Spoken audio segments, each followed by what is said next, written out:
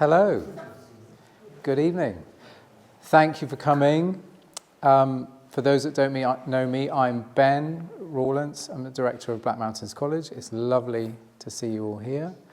And this evening, we are very lucky to be blessed with Roman Krznaric, who has come... Perfectly pronounced, by the way. Who has come from Oxford, who wrote a terrific book that's one of my favourites called The Good Ancestor, about how we might think about moral ancestorhood in this era, in this strange era.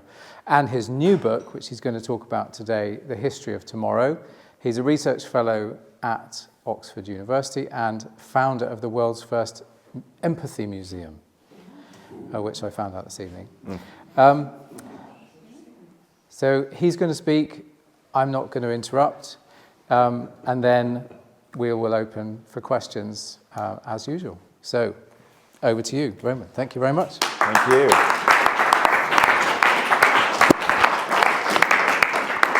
Well, hello to you all. Thank you for coming out. As an author, there should be my book for sale, but I didn't bring any books, so there are no books. So if you want History for Tomorrow, support your local bookshop. But where should we start? Well, here we are in Talgarth, so I think a good place to start is in ancient Japan, actually. So let's go there. I want you to imagine you're standing on the old... By the way, can you hear me at the back? Yeah. So imagine you're standing on the old wooden Nihonbashi bridge, this curved bridge in the ancient Japanese city of Edo, now known as Tokyo. So it's around 1750, in the era of the Tokugawa shoguns. People are chatting in their beautiful printed kimonos, laborers are pushing cartloads of rice, seafood traders are rushing across to the fish market just on the other side of the Nihonbashi bridge. Now, Edo was remarkable for not just being a huge city of over 1 million people, so far larger than London or Paris at the time. It was the world's largest city in the mid-18th century. It also operated what we would today call a circular economy, right? Where almost everything was reused, repaired, repurposed, or recycled. So partly because at that time, Japan wasn't trading with the outside world, they had shortages of precious resources like wood and cotton. So a tradition of patchwork developed, known as boro, meaning tattered rags, where fragments of old cotton cloth were sewn together into garments, which were then passed on down the generations. Just like this one I'm wearing, which is over 100 years old. I borrow a jacket, and here are my Christmas lights, which is so this is the kind of economy that society people were part of. If you had a normal kimono, you might use it until the cloth began to wear out. Then you would turn it into pajamas or into an apron or something like that. Then you might cut it up into nappies. Then you would use it as cleaning cloths, and you'd finally burn it as fuel.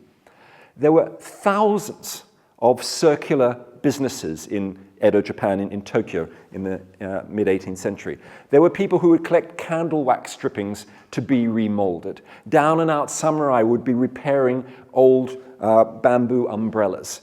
People would pay you for your human waste and then sell it on as agricultural fertilizer. It was a huge industry. And also because at the time, in the early Tokugawa period, basically Japan's old-growth forests had been chopped down. They instituted a kind of a whole regime of tree planting and wood rationing as well. And so they restored their old-growth forests, well, not old-growth forests, but they restored their forests. Really, Japan should be a moonscape today. But they had one of the world's first large-scale examples of plantation agriculture. So Edo, Japan in the 18th century was one of the world's first large-scale, sort of low-carbon, low-waste ecological civilizations. And it was by no means perfect. Of course, it was a feudal society, it was a patriarchal society, but 300 years on, I think it offers hope that we can create economies today which are driven not by the ecological blindness and chronic wastefulness of consumer capitalism, but by a deep culture of sustainability. I mean, if we were to adopt the circular mindset of edonomics, do take a seat wherever you can, those just coming in. So if we were going to adopt the circular mindset of edonomics, we'd do things like ban the sale of standard smartphones right? Which, as you know, use over half of the elements of the periodic table and are thrown away on average after less than 3 years. And instead, we'd introduce regenerative standards. So the only phones permitted for sale would have recycled materials and be modular by design with easily replaceable screens and batteries, like the Dutch Fairphone. Does anybody have a Fairphone here? Yeah. No Fairphones, but people have heard of them. Well, that's a start. That is a start. So, and the other thing about Edo, which is really interesting, is that it actually, like a lot of examples of circular economies in the past, so also like what's called the ancestral circular economy in pre-colonial Hawaii before 1810. Both Edo and Hawaii show that it's possible to combine deep radical sustainability with cultural flourishing. Japan in the 18th century, it was the time of the paintings of Hiroshige and the artworks of Basho, of Ikebana and sumo wrestling and all these different kinds of things. So people are often saying, oh, well, environmentalists, you want us to go back living in caves. Well, this wasn't living in caves in the 18th century. It was a kind of steady state economy, large scale, as I said, over 1 million people. And I think thinking about something like Edo, why am I telling you about ancient Japan? Well, because I think it's examples like these, which are often not that well known, open our imaginations to ways of doing things differently. That I think history is one of our most undervalued resources for thinking about the future of humanity. And we have vast amounts of the stuff to tap into. And yet our politicians and policymakers are so often caught in the tyranny of the now, responding to the latest opinion poll or tweet or election, or they're crossing their fingers and hoping that new technologies will come to our civilizational rescue. And I think what they're so often failing to recognize is that, to go forward, sometimes you need to look backwards. You wouldn't drive a car without looking in the rear vision mirror. Yet this so often seems to be what's going on. But of course, there are very long traditions of learning from history. I'm certainly not the first person to say we should learn from the past. You can go back to the ancient Greek historian Thucydides, to Hobbes and Machiavelli, many others who've seen the value of using history to help us navigate the turbulence of the current day. History is not something that is like a clairvoyant telling us how the world will be, not to help us predict. It's more like a counselor to help us, as I said, kind of find our way through that turbulence. And I love, there's a beautiful quote from the German writer Goethe who said, he who cannot draw on 3,000 years is living from hand to mouth. And I love that idea of the nourishment that history can offer. But so often, I think when we're thinking about the value of history, we are looking at the warnings of history, captured in that famous aphorism that those who cannot remember the past are condemned to repeat it. So, and of course, we should not be repeating the horrors of colonialism or interwar fascism. But I think what's missing there is that we need to learn not just from the cautionary tales of what's gone wrong, but from the more positive, inspirational, hopeful examples of what's gone right. Because time and again, and this is what I've discovered writing this new book, History for Tomorrow, I've been shocked, surprised by how often our societies, past societies, have managed to tackle injustices, deal with crises, build cities and civilizations. And it's not to have a rosy romantic view of history to acknowledge that, but just to remember there is some good stuff that we can think about. And so the way my new book's structured, it looks at 10 challenges facing society in the 21st century. Climate crisis, hyper-consumerism, issues around democracy, risks from AI, genetic engineering, and us. What can we learn from the last 1,000 years to deal with those issues in different ways? So like the chapter on consumer culture looks, for example, at Edo, Japan, as I was just telling you about, basically trying to make the point that there are alternatives to consumer capitalism, which is, I think, a kind of a message of hope from history. And I want to just offer you a few more messages of hope, a little scattering of some of the ideas from this book. And one of them, another one, concerns the issue of polarization. That I think what history shows us that it is possible for us, for the we to prevail over the me. We live in hyper-polarized worlds, partly exacerbated, of course, by digital media, social media platforms, the algorithms which are reinforcing our current views, and we get more and more divided. And back in the 14th century, there was an Islamic historian called Ibn Khaldun. And in the 1370s, he wrote a book called the Mukaddima. Not read by that many people, but I read it. And in that book, there's a word that occurs over 500 times, which is this, asabiya. Asabiya. And asabiya is an Arabic word meaning collective solidarity or group feeling. And Ibn Khaldun analyzed, he was one of the first great historical sociologists, he analyzed the rise and fall of civilizations. He saw crumbling cities and civilizations around him from his sort of tower he was writing his book in today's Western Algeria. And his conclusion was what made civilizations thrive was this asabiya, this kind of social glue, this collective solidarity. And then if you had civilizations which had, for example, very extreme wealth inequalities, the asabiya, that glue would break down and the civilization would collapse. And I think he would look at our world today and say, you've got problems, with these polarizations in politics and other areas. And so it's worth, I think, thinking historically about this, because I think the evidence, what he was trying to say is, no civilization can survive for long, when it is highly divided, when it's highly polarized. And I think, thinking about that historically, if you think about the role that social media has played in exacerbating our polarizations, pro-Trump, anti-Trump, pro-immigrant, anti-immigrant, abortion, all these different issues, climate change activists, climate change deniers. If you look at that historically, actually you can go back 500 years and find another communications technology, a bit like social media, which had almost exactly the same effect of creating polarizations we can learn from. And that, obviously, is the printing press, right? The mechanical printing press. Obviously, there were printing presses in Korea and China, but block printing presses, but the mechanical printing press invented by Gutenberg. And I think the printing press did exacerbate polarizations. Let me say something about this. With the help of a small prop, my second prop in here is the world's first viral blog post from the year 1517. Does anybody know what it is? There are some flickers of recognition going on. I'm going to unroll it. Anybody know what this might be? This is the 95 Theses written by the Protestant reformer Martin Luther in 1517, which he hammered to a church door of a castle in the German town of Wittenberg. And it was a critique of the Catholic Church and Catholic corruption, right? Which he wrote by hand in Latin. But then his friends translated it into German and printed it on the new printing presses at the time, 1517. They were just starting to spread across Germany. And this thing went viral. Within about 8 weeks, people right across Europe knew about the 95 Theses.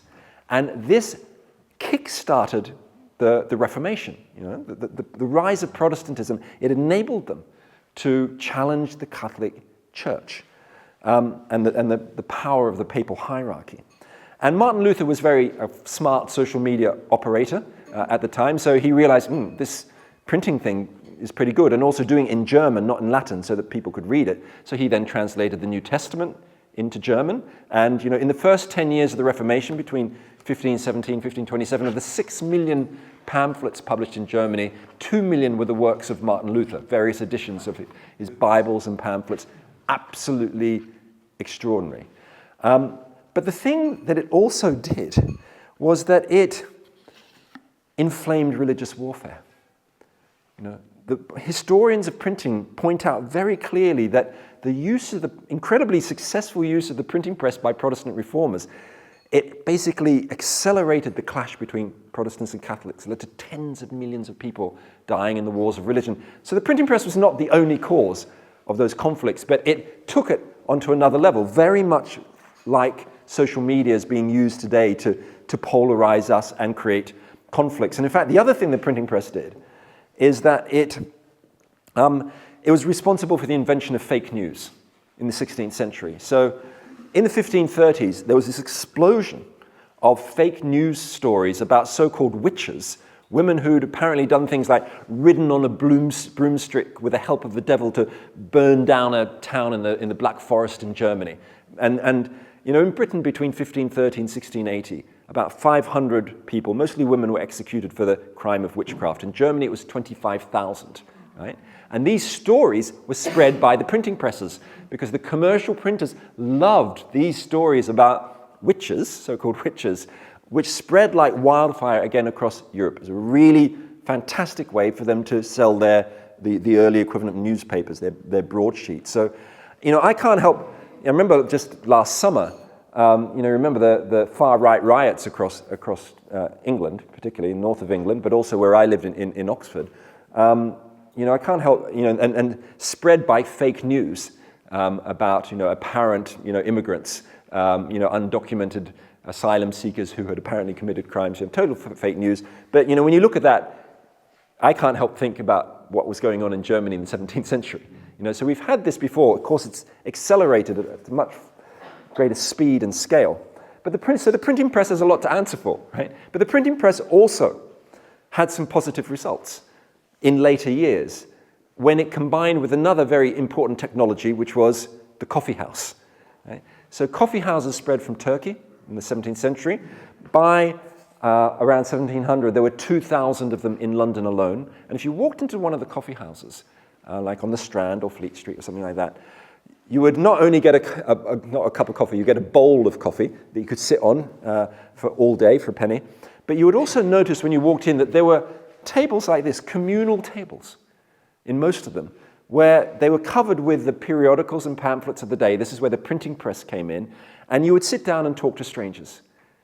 These were like schools. There were coffee shops that specialized in scientific talk and artistic talk and business talk, but more than anything, these were places for political talk. It's where people talked about new ideas like republicanism or anti-slavery. This is where Tom Paine and Daniel Defoe and the sort of radicals did their thing, held court.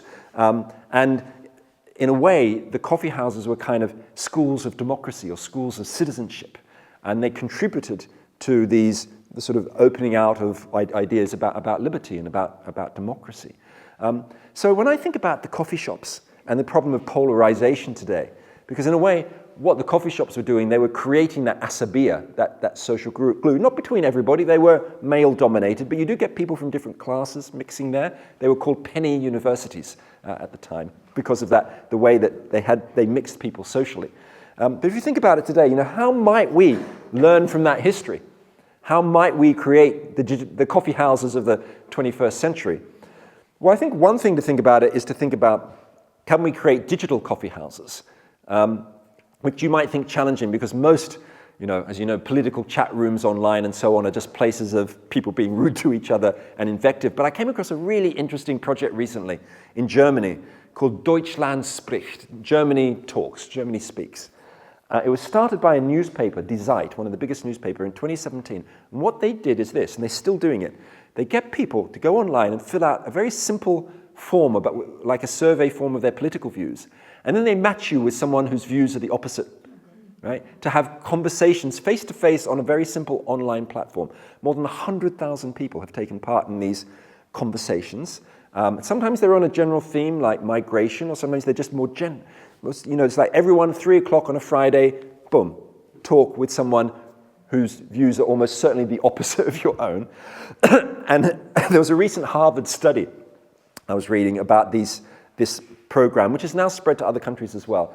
And 90% of people talk with their opposite for more than an hour, and 30% of people speak for more than 2 hours.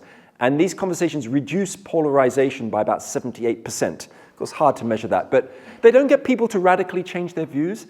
They just sort of take off the sharp edges, get people to sit and listen. And I think that's something that we need, and I think all communities, not just big cities, but smaller towns and things, to get people talking about the issues that matter. But of course, I like that example because it's sort of surprising that if you curate it well, you can do it online. I'm not saying it's easy to do, but of course, I've spent much of my last 20 years working on projects about face-to-face conversation to overcome polarization. So I used to run an organization called the Oxford Muse, spelled M-U-S-E, and what we did is that we invited, it was invented to create conversations between strangers. So we'd invite people from a town or a city, hundreds of people from different walks of life, and we'd sit them down at long trestle tables opposite a stranger, invite them for a simple meal, but instead of giving them a menu of food, we gave them a menu of conversation with questions about life on it, like, what have you learned about the different varieties of love in your life? Or in what ways would you like to be more courageous? Or how have your priorities changed over the years? And you do the opposite of speed dating. You talk for an hour, not for a minute.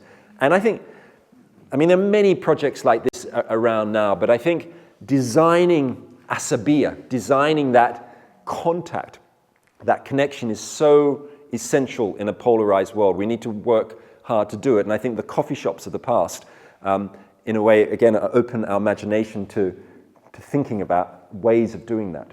But before I share any more examples of reasons for hope from history and lessons from history, I would like you to share some of your own with each other. So what I'd like you to do is this. When I give you the signal, but only when I give you the signal, I would like you to get into a pair with someone behind you or next to you, ideally a stranger, and I want you to spend just 2 minutes talking about this question. Where do you see hope in history? Where do you see hope in history? And you might draw on your incredible knowledge of Scandinavian history or something, but you might draw on your knowledge of the history of your own family or your own community, whatever you like. But see if you can talk. When I count to 3, I want you to fill this hall with your conversations about where do you find hope in history, and then I'll hear from some examples. 1, 2, 3, go.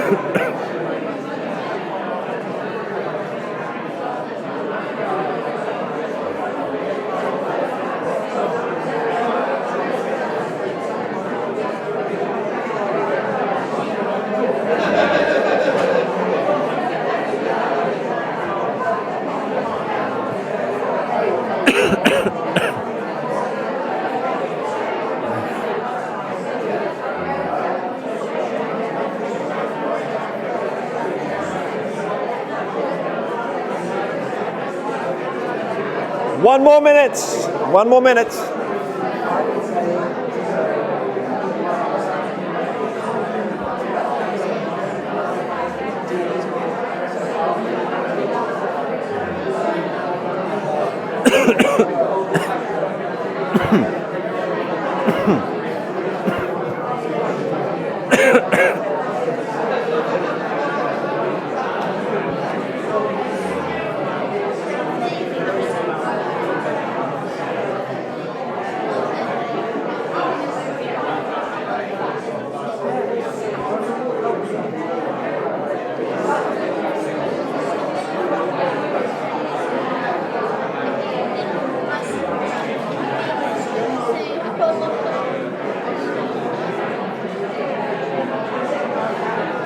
Okay, can I have your attentions again, please?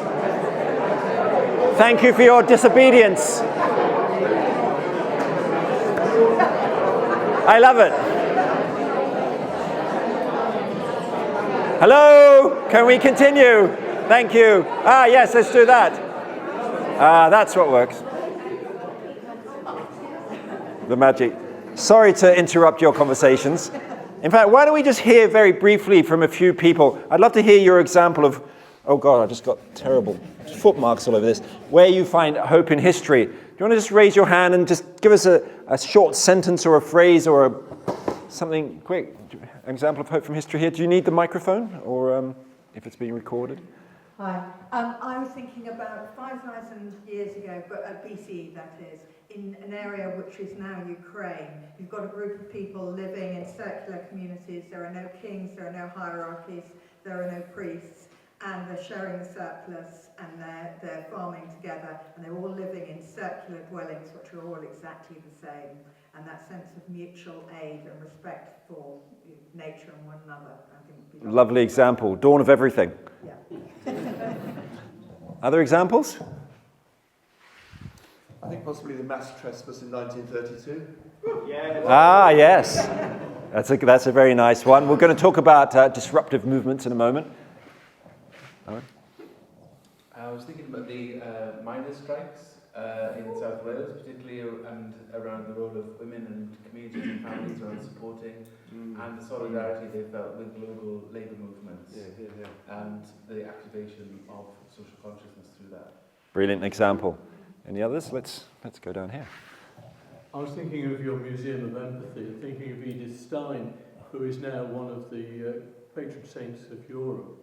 Do you want to explain to people who Edith Stein is? Edith Stein was born in 1891. She published in 1917 her PhD thesis on empathy. That's right. And it's not the easiest read, but we do really need to learn from things like that. Yeah, I'll tell you a bit about the Empathy Museum a bit later, maybe. Any other? Let's have one more down here, and then I'll get back to my examples. Okay? I've had a lot of hope in actually a lot of recent history, so talking disruptive things, the disruptive road protests and non-violent direct action that happened in the late 80s, early 90s that helped set up a lot of community centres in the UK and helped bring a lot of people together under mutual aid and solidarity and helped stop a lot of things being built that would have been very negatively impacting on the environment. Brilliant examples. Thank you very much to all of you for those, and I'm sure more will come up when we have discussion afterwards. Who do I give that to?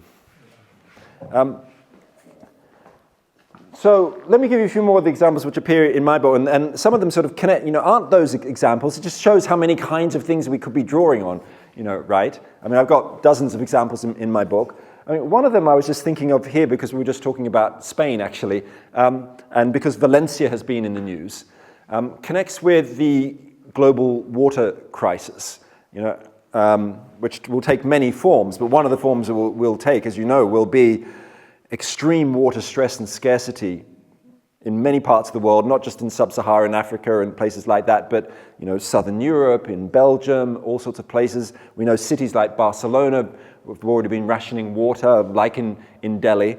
And I think there's some really interesting examples of how communities around the world in the past have confronted something like water stress, because this is not a new problem, And just thinking about Spain, back in January, I was in the city of Valencia on the eastern coast of Spain. And if you go to the city of Valencia on a Thursday at noon, outside the west door of the cathedral, you will see these 8 black-cloaked figures walk out and sit in a semicircle.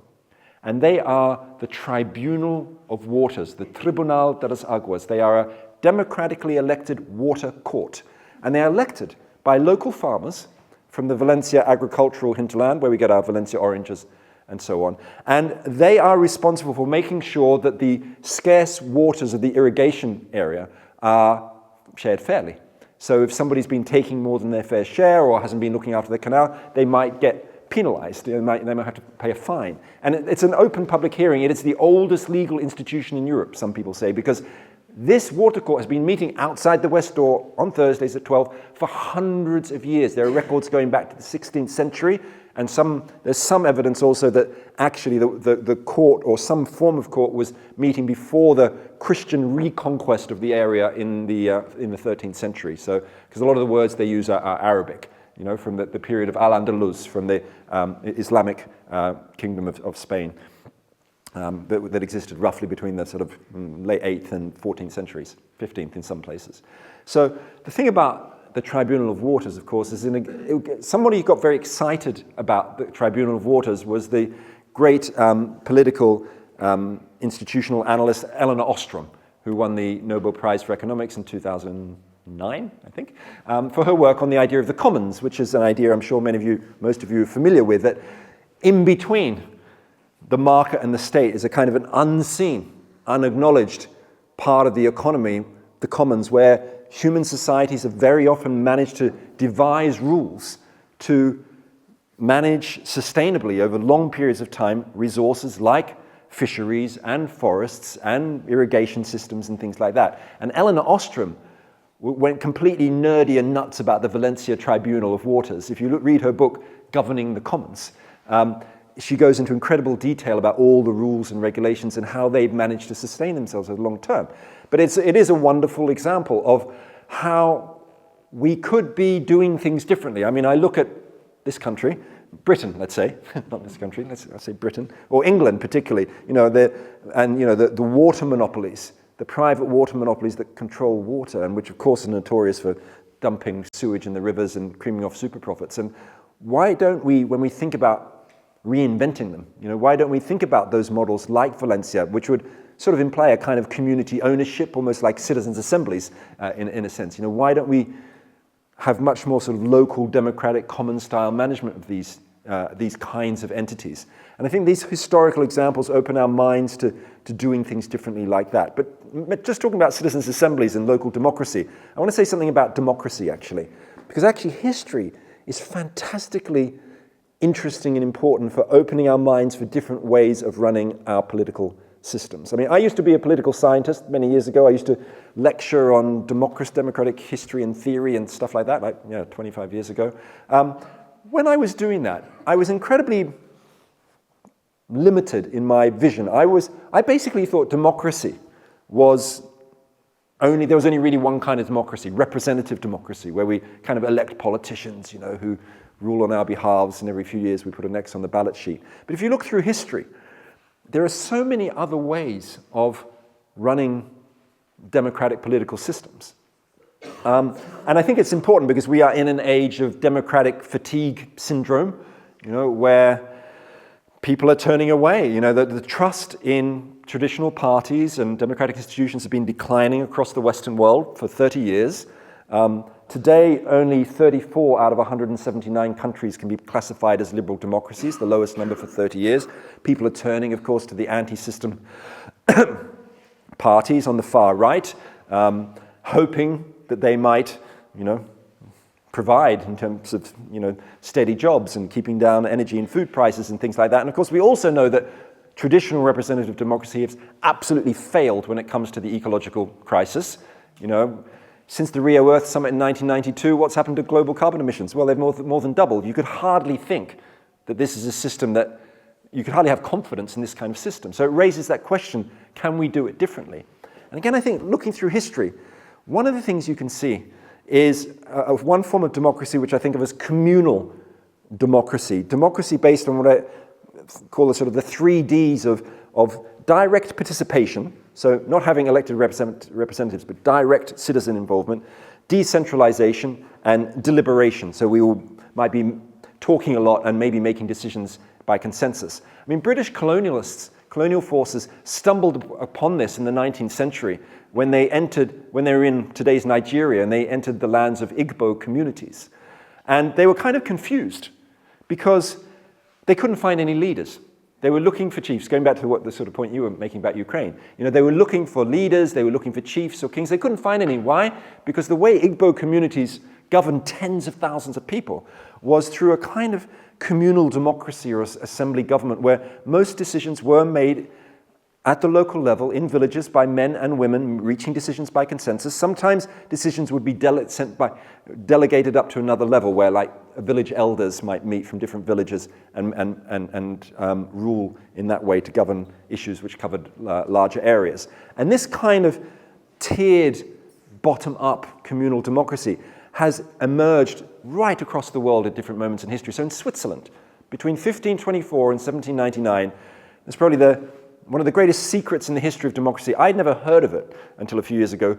The Free State of Raetia, or the Republic of the Three Leagues, was a country with, again, more than 100,000 people living there that basically had a kind of anarchist-style grassroots form of democracy. So they had about 230 neighborhood councils. So a town like this would have its council where it was limited, so only men could participate, but rich and poor, all men, would make decisions, about local taxes, whose turn it was to clear the Alpine path, and then for larger decisions, they would send delegates, so not a representative, but more like a messenger up to a commune level. They had 50 communes for the regions, and then they had a federal assembly, a Bundestag, which met a couple of times a year to deal with things like diplomacy, international relations. It lasted for more than 200 years. Right? It's very effective. It wasn't perfect, but it was effective. And today, as many of you know, something very similar exists in the Kurdish-controlled areas of Syria, the area known as Rojava, where 4 to 5 million people are governed through a very similar form of communal democracy, where most decisions are made in local councils, and Each of them have both a male and a female co-chair by rule. And someone was telling me the other day that in some of the neighborhood meetings, no meeting begins until the first woman speaks, which I think that's a pretty good rule. And then they also, again, send up delegates up to these higher levels. They're operating in a very difficult situation. Who knows what's going on in Syria, how it's going to affect them. But it's, again, large scale. In fact, the leader of the Kurdish liberation forces, Abdullah Öcalan, was actually directly influenced by reading books about Switzerland in the 16th and 17th century, the kind of about how to do communal democracy, as well as drawing on traditional Kurdish traditions.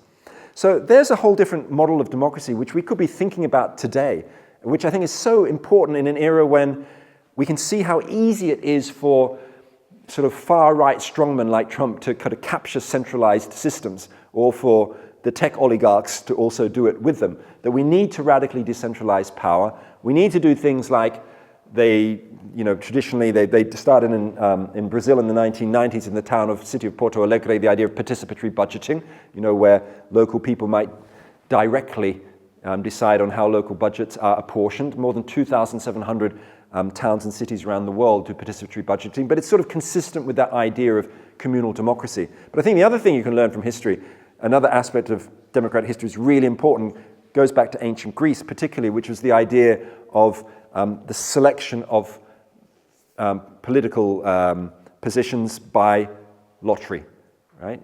So like we do for juries. The equivalent of the ancient Greeks' House of Commons in the 4th, 15th century, the bull, the Council of 500, was randomly selected from limited number of citizens, male citizens, who were not slaves and were not immigrants, but it was a random selection. And that idea of random selection spread across Europe in the 13th, 14th, 15th century. It can be found in ancient China, amongst indigenous communities in India, all over the place. And of course, today we've had a revival of it in the form of citizens' assemblies, right? Which is taking that same ancient idea of direct democracy, like the jury system, and having everyday citizens take part. And I look today at, I'm sure most of you, maybe some of you, have anybody taken part in a citizens' assembly of some kind? Yeah, a few people. I have. I remember actually being a bit skeptical of them, actually. I went and gave a talk at Ireland's Citizens' Assembly on biodiversity loss a couple of years ago, and I thought, oh, this is a pretty techie topic, it has to do with EU biodiversity law and complex ecological stuff. But actually, within the first few hours, the 100 randomly selected members of the Citizens' Assembly, who came from all walks of life and various sort of ethnic backgrounds and geographies and ages. Within a few hours, they were really having fantastic discussions, asking really smart questions to the experts who came and spoke to them. In fact, by the end of the first day, 1 in 4 people had stood up and asked a question to the experts. It was wonderful. It was wonderful. It wasn't perfect, and a lot of the recommendations they made have been ignored, but I think we need to be... I think the Citizens' Assembly movement, there have been hundreds of them across Europe in the last 10 years, is the most exciting change in democracy since the extension of the vote to women in Europe in the early 20th century. East Belgium now has a permanent Citizens' Assembly. Brussels has a permanent Citizens' Assembly on the climate. We're just learning how to do this well, but I think there's so much more we could do with this. I mean, the Labour Party said they want to reform the House of Lords. Well, why not turn it into a House of Citizens? In fact, I gave a talk to the Dutch Senate the other day, and I said, the Citizens' Assembly thing, I think you should abolish yourselves, and replace yourselves with a Citizens' Assembly. They didn't quite agree with that. When I said, what about maybe half of you should be randomly selected? And they were saying, yeah, maybe. But I think there's, again, so the way we govern ourselves, there's so much we can learn from the past. But let me just say one final example of where we can find hope in history. Going back to the comment that was made there about direct action, which is the disruptive movements can change the system. I've become so frustrated over the last 10, 20 years by the failure of governments in the face of crises to make change. We've got a financial crash, and then we just replace the old system, replace it again. Or, we have melting ice sheets and God knows what, and still governments don't act. What does it take?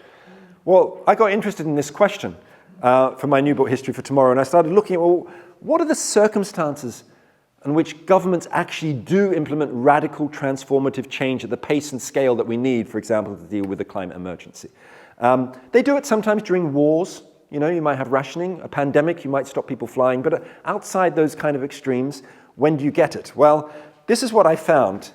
I developed a model of how change happens. This is one I made earlier. It's called the disruption nexus.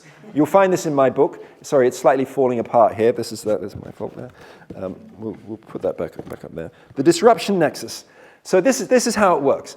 Basically, this is the pattern I see over the last few hundred years of history.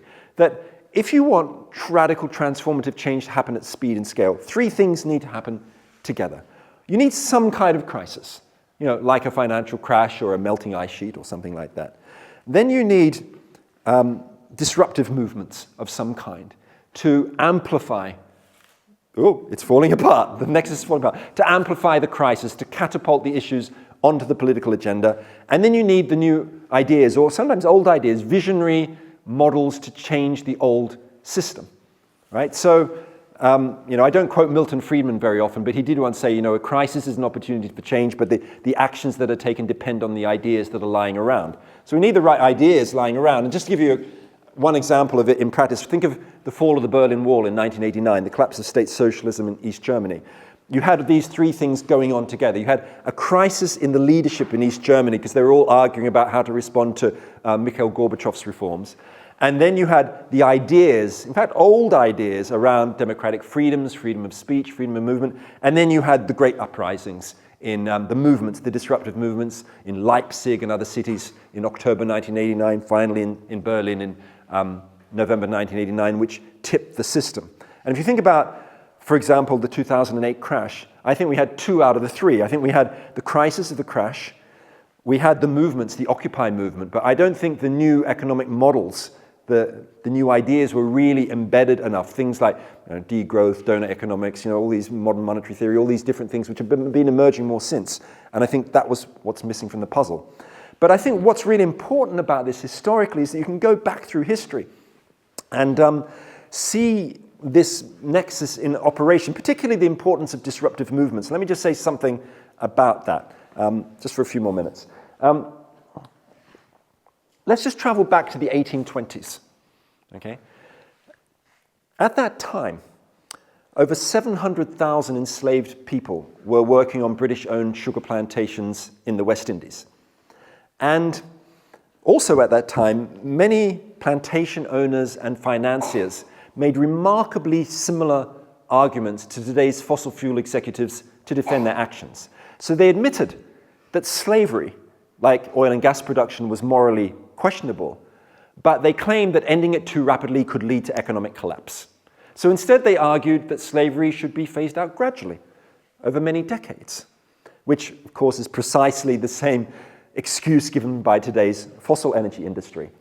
And the abolition movement at that time was organized in Britain into an organization called the Society for Mitigating and Gradually Abolishing the State of Slavery. Well, its kind of name said it all, right? Its reformist strategy of lobbying politicians and writing nice, polite pamphlets was making little headway. But the turning point came in 1831 in an act of disruption which sent shockwaves through Britain. And that act of disruption was the Jamaica Slave Revolt, when over 20,000 enslaved workers rose up in rebellion, setting fire to more than 200 plantations. Now, the revolt was brutally crushed, but it sent a wave of panic through the British establishment, who concluded that if they didn't grant emancipation, then the whole colony might be lost. And basically, after that 1831 uprising, very rapidly you had the Slavery Abolition Act of 1833, which was by no means perfect. It gave big reparations to the owners of property, people who've lost their so-called property, their slaves. But without that disruptive movement, that uprising, it might have taken decades longer for abolition to enter the statute books. And I realize that, today, when you sort of think historically about this, many people find the disruptive movements like ecological movements like Just Stop Oil and Ender Calendar and Extinction Rebellion, they find them problematic in various ways or too extreme, but they are just parts of long traditions of disruptive movements, going back to the Jamaica rebels, going back to the suffragettes, going back to those who rose up, fought for Indian independence, or going back to the civil rights activists in the US in the 1960s, whose actions have helped catapult these issues onto the political agenda. And often they've broken the rules and sometimes the law to do so. The great tragedy is that while disruptive figures like the suffragette Emmeline Pankhurst or Martin Luther King Jr.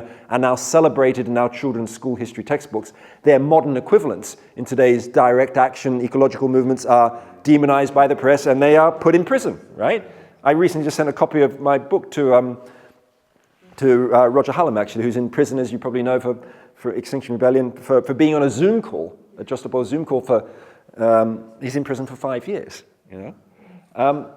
And it's extraordinary. And, if I think about myself, I mean, I'm not a naturally disruptive person. I like sitting in old libraries, reading books and writing books. But because of my frustration with the glacial pace of action from, our governments, I've found myself lying on the street, sometimes blocking the road with my teenage daughter in front of Parliament to try and hurry things along. And I realize that it annoys commuters, but our inaction really is going to infuriate future generations even more. I can't think of a better way to be a good ancestor. So I think history does show us the power of the disruptive movement. They don't always succeed. Often you need this three things happening together. But let me just finish now, just standing back. Look, to be honest, I'm not optimistic about the prospects for the human species. Really, I'm not. I think we are heading towards ecological and technological self-determination, with business as usual. But what I've learned from writing this new book, History for Tomorrow, is I've found enormous hope in history, actually, much more than I ever expected. Time and again, we have risen up to create change, to overcome injustices, to deal with crises.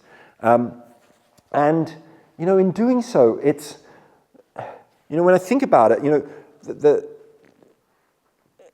the reason I have hope in history, from looking at all of these examples, in a way comes down to two little words: as if.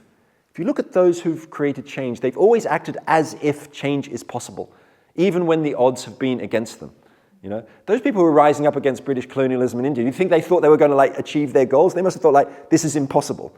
Yet they acted as if change could happen. And I like drawing a distinction between hope and optimism. Optimism I think of as a kind of glass half full, everything's going to be okay despite the evidence. Well, I'm not optimistic, but I'm hopeful. Hope for me is being committed to the values and the vision that you have, even when the chances are against you. Of course, we've got to watch out for hopium, hope without action. We don't want that, right?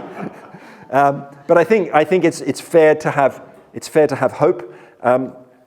I genuinely see it, and I think we can find a lot of it in history. And what I'd say to you ultimately is this: look, this book I've written has got examples from all around the world, going back hundreds, thousands of years. Those may well inspire you in the various things that you're interested in making change around.